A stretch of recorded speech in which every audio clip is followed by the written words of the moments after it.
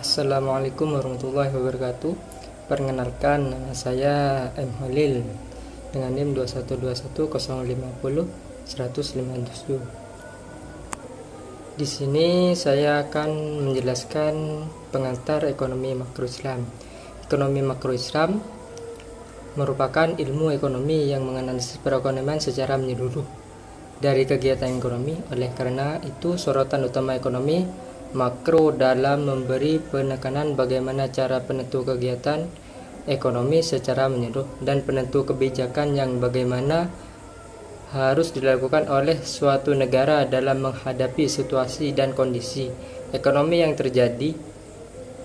Dalam teori saya, ekonomi klasik atau liberalisasi bahwa perekonomian akan menyelesaikan semua kegiatan ekonomi melalui mekanisme pasar bebas akan mewujudkan perekonomian yang stabil sebagai berikut: penggunaan tenaga kerja penuh, kestabilan tingkat harga, pertumbuhan ekonomi yang mantap. Dalam kondisi ini, maka peran dan kebijakan ekonomi pemerintah sangat penting. Kebijakan ekonomi pemerintah yang sangat penting adalah sebagai berikut. 1. Kebijakan moneter adalah kebijakan pemerintah dalam mempengaruhi penawaran dan permintaan uang melalui instrumen tingkat bunga dan kredit domestik. 2. Kebijakan fiskal. Kebijakan fiskal adalah kebijakan pemerintah dalam mempengaruhi pengeluaran atau pembelanjaan pemerintah dan perpajakan.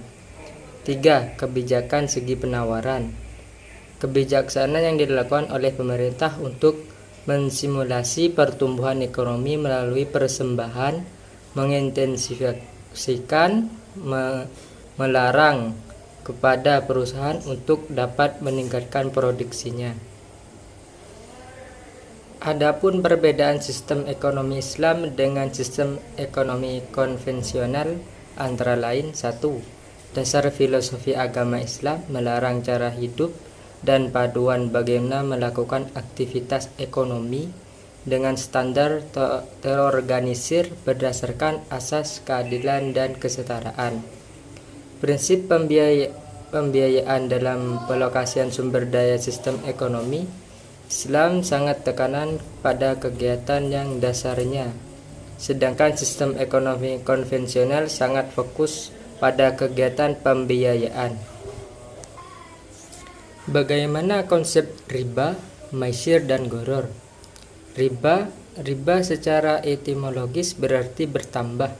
Al-ziyadah, tumbuh. An-nuwu, meningkat. Al-ulu, secara etimologis, riba adalah tambahan atas pokok utang yang diperjanjikan atau persyaratan sebagai imbalan atas masa pembayaran utang.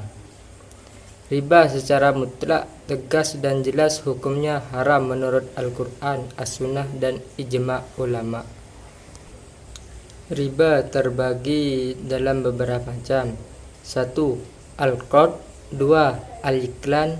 3. An-nasi'ah. Pengertian goror. Arti goror adalah transaksi bisnis yang mengandung ketidakjelasan bagi para pihak, baik dari segi kuantitas, fisik, kualitas, waktu penyerahan, bahkan objek transaksinya pun bisa jadi masih bersifat spekulatif. Pengertian maisir. Maisir adalah jenis transaksi permainan yang di situ terdapat persyaratan berupa pengambilan sejumlah materi dari pihak yang kalah oleh pemenangnya. Mudahnya, istilah ini dapat dipahami sebagai judi atau taruhan. Selain diharamkan, tindakan ini juga termasuk dalam kategori dosa-dosa besar. Ciri umum transaksi maisir adalah unsur spekulatif, berupa pertemuan dosa jantan dan semua pemain dengan kesepakatan bahwa pemenang akan ambil seluruh atau sebagian harta milik pihak lain yang berpartisipasi, sehingga keuntungan hanya dapat dirasakan satu pihak saja. Terima kasih.